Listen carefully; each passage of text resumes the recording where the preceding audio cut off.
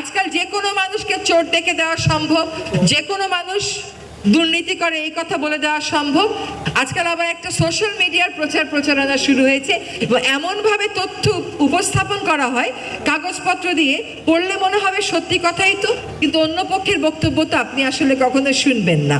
ফলে এই যে অপপ্রচার চালানো হয়, সকলকে বিতর্কিত করে ফেলা হয়, মনে রাখবেন সকলকে বিতর্কিত করে ফেললে কিন্তু জাতিকে নেতৃত্ব দিয়ে এগিয়ে দেওয়ার আপনি লোক পাবেন না। এবং ওইটাই তাদের উদ্দেশ্য।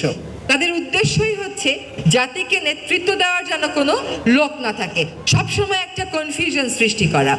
জাতিকে এগিয়ে নিতে গেলে আপনাকে ইতিবাচক হইতে হবে, আপনাকে বিশ্বাস করতে পারতে হবে এবং আপনাকে সহনশীল হতে হবে।